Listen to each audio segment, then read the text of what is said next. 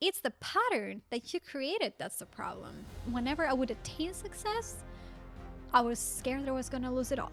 What is greater than yourself? What's the greatest purpose? Turning self-sabotage into power. And that's how I got myself out of a very dark place of not knowing what to do with my career. We were made to thrive in life, not to survive. Hello guys, welcome to another solo episode of House of Impact podcast. Thank you so much for being here. Supporting the show means a lot to me. Today's episode is for those of you who are struggling with self-sabotage, for those of you that are literally sabotaging your way to success, to an extraordinary life, to a life that you truly want to achieve, to the life that you truly want to experience and attain. And if you found yourself almost grabbing that success but never truly actually manifesting into your life, if you've been procrastinating, if you've been doubting your abilities, if you've been flooded by self-doubt, this is the episode that's going to help you break free from that. So one of the reasons I really want to talk about this topic about self-sabotage and how it's tied to your identity is because I've had, and I still have, massive self-sabotage,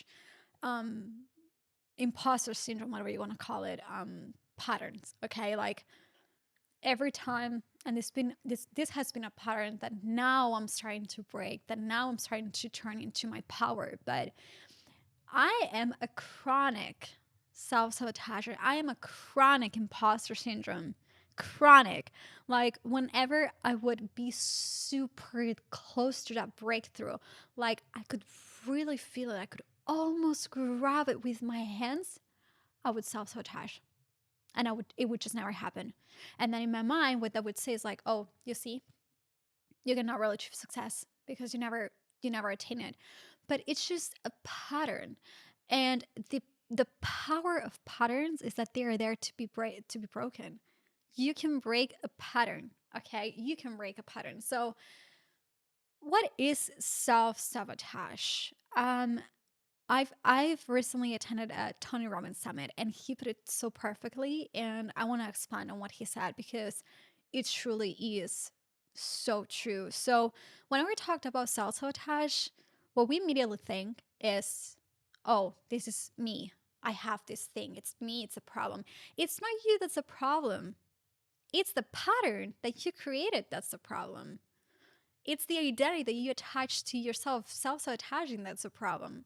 Not that you are the problem. Okay, this is something that I want to make super clear. You have the power and you have the choice to break your patterns today, now that you're watching this episode. But you are not the problem, okay? So self-sabotage is basically when it's directly tied into your identity. Okay, so the way I see this is like a thermostat. If your identity, let's say it's, and by the way, if you're watching this on YouTube, it might be a bit easier to understand that if you're listening, but I will try to explain this because I know a lot of you are listening too. So let's say let's say now it's winter, you're at home and you turn on the heating, whatever, because you're cold. And then the room starts getting like hotter and hotter and hotter. And then you're like, okay, now I'm good. Now I'm at a place that the room is hot enough. Now I'm comfortable. I'm just gonna turn off the heating, the thermostat, whatever. Self-sabotage works exactly the same. Okay. I feel like that's a pretty clear example. You will keep self-sabotaging. So let's say you want to achieve, I don't know, 7 figures in your business. You want to be a best-selling author. You want to achieve a big promotion in your career, like build, I don't know, a product that's going to change the world, whatever it is you want to do. You say that you want to do this, and because you say it, you envision it, you see it, okay? So that's the first step. But because your identity has not yet reached the level of expansion that you need to get you there. Whenever you are like increasing the thermostat to get you there, it reaches a ceiling. That ceiling is your identity. Okay. So then everything that goes beyond that ceiling, it doesn't feel safe to you because you have not expanded that identity. And that's when self-sabotage happens. Self-sabotage is a way of protection, okay? Is a way that our brains have to protect us from something that's unknown, from something that's uncertain. And that's why a lot of people never achieve what they want in life, because they are scared of success, they are scared of what would meant for them, and they are scared of change. Okay, so that's something that's a way of that I want you to see self-sabotage. Now, the thing is that you also have the choice to work on yourself so you can expand that identity, that ceiling, to keep self-sabotage at bay. And this is something that I also wanna make very clear. You will always have self-sabotage when you get to the next thing, when you get to the next level. But the thing is, the way to turn this self-sabotage into power is to expand your identity, to expand your fear tolerance, okay? To expand your success tolerance, because those fear and success go hand in hand. Okay, so if you say, okay, if I built a seven-figure business, I believe and trust that the person that I'm going to become to get there is going to be able to handle that. So then you just increase that ceiling, you just increase the thermostat. So your self-sabotage will always reach new ceilings, but because you keep increasing that, it will never come to fully to fruition, and you will be able to achieve whatever it is that you want to achieve in life. And when I understood this concept, it's like, okay, I was like, what's keeping me comfortable right now? What's the one thing that if I would reach this level of success, would I be comfortable, or would it just like push it away? Self-sabotage.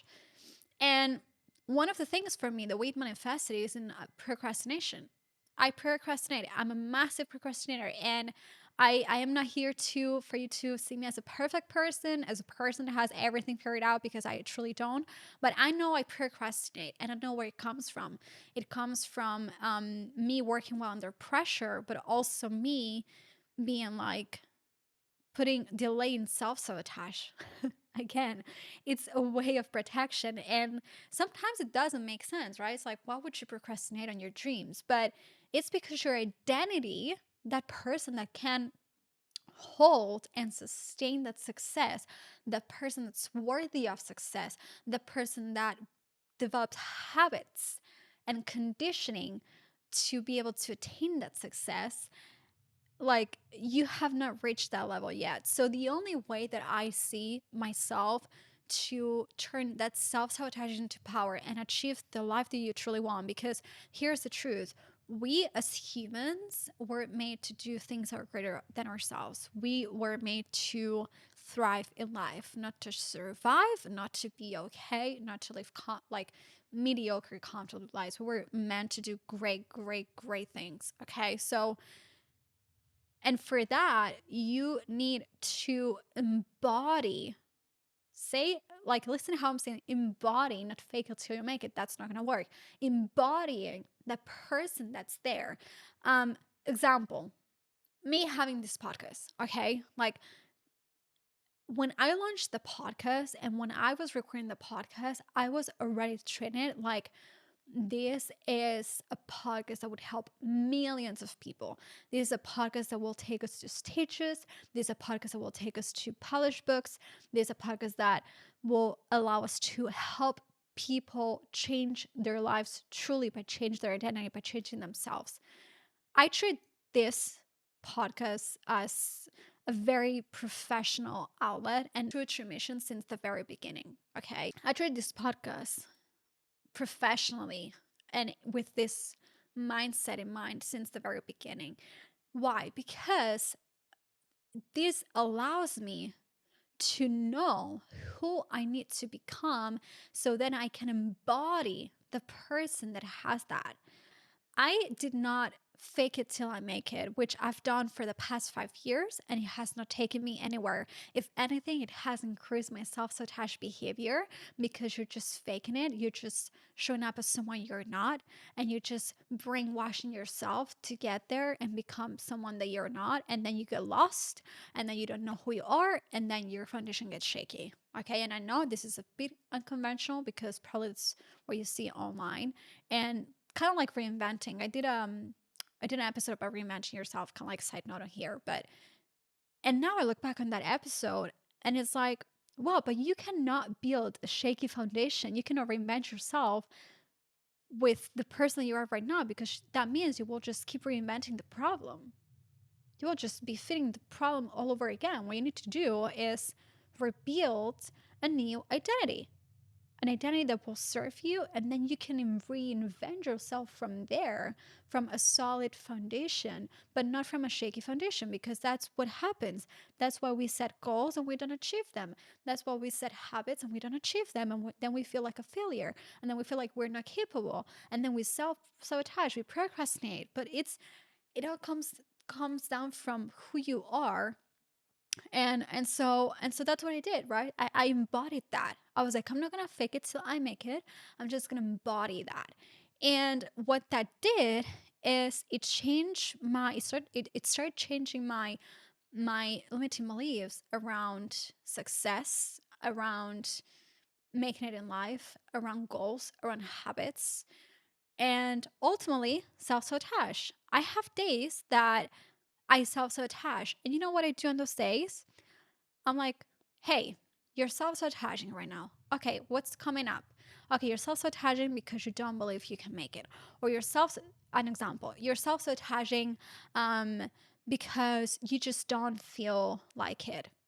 Or again, but it's being really aware on why is the reason that you're self sabotaging. Because if you don't, as I said, increase the thermostat, increase the temperature in the room to a place that you're slightly uncomfortable, but you also know that you will get yourself there, you will never be able to beat this. And every time that you're at the edge of your next level, every time that you're at the edge of success and that dream life, you will always keep self-sabotaging. And that's why a lot of people never achieve their dreams in life. They never achieve their goals. Like I think I said in one of the podcasts, this is a research from I think University of Wisconsin. I think it did this research somewhere in the US. It said only 6% of people achieve their dreams in life. Only 6% of Americans achieve their goals in life. Only 6%, not even 10, not even 15, not even 26%, which means that all of the rest of people, they have what they need within themselves. You do have what you need within yourself to go out there and make things happen. And for me, when I read that, it honestly still strikes me to this day, because it's like, why is not why is there only 6%? And that's what fuels me to create this podcast, to bring you the people that have been where you are right now, or that have had a dream in their life and they've made it happen just because they did a mind journey within themselves of, okay, what's the things that are holding me back? I think that I shared this in one of my recent episodes that's not aired just yet, probably will be aired by the time you watch this one. But someone asked me, what's your fear in life? What's your biggest fear? And I said, my biggest fear in life is to die with unmet potential. That's my biggest fear. And I always said this, like I see it. I have the vision and I see it and I can taste it. Some days it's more blurry than others, but I see it. Um, and I was like, what are the service would I be making if I would die with unmet potential? What are the service it is to just, for example, on my way here, um, I have not had a good week this week. I've been really like tired, short on sleep, and I've been kind of like dragging myself a little bit. So this morning I woke up really early to come here to the studio. Um, I was already tired. I then I did my makeup, and then I went outside, and it was raining a lot because duh, it's London. It always rains. It was very windy as well. The trains were not working, and I had everything to be like, you know what? I'm just gonna cancel this and just come to another day. But I didn't let. I knew that was self-sabotage. I knew that. But what's the thing that kept me going and kept me raising my identity, expanding my identity to a point that I don't self-sabotage? And that is, what is greater than yourself? What's the greatest purpose?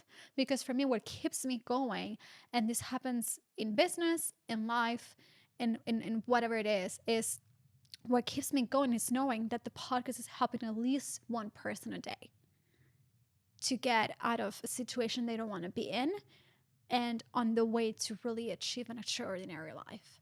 That's the greatest thing. That's my thing, my purpose, which I only don't know have. I have more than one purpose in life, but that's the thing that keeps me going, because I take the focus, and this is also something that I've seen with self-sabotage a lot. Self-sabotage is very egotistic. That's what I think, and that's what I've seen. It's very egotistic, because if you think about what I do can and will help other people, wouldn't it be like a big disservice to just not do it just because you're just scared of what's on the other side? You're just scared of who you have to become. You're just scared of this is going to be massive highlight, like very uncomfortable. But wouldn't it be a disservice? So get, when we zoom out and we go into, okay, this is not about me anymore. This is for a greater good. Then you just be like, I don't care how I feel. I don't care if I self-sabotage. I don't care if I don't have motivation, because motivation is a ton of crap. Okay? You're motivated when you don't need it, but when you need it, where's motivation? Like, it's crap. No, I'm going to be disciplined, and I'm going to push past my fear tolerance, expand my identity, and go and do the things that I know I need to do. That's what becoming self-sabotage and turning it into power looks like. And that's what I do on a daily basis. That's what I tell my clients to do on a daily basis. And if you're listening to this episode, please do this too, because find what's greater than yourself. Find ways that you can keep expanding your fear tolerance. And even if you feel massively uncomfortable to a point you're terrified, go and do it. Because your brain is sending signals of like, oh, I'm protecting you right now because this is something you've never done, so it's scary. I'm protecting you. But that protecting you is keeping you small. It's holding you behind, holding you back from achieving what you need, what you know you can achieve, and what you want to achieve.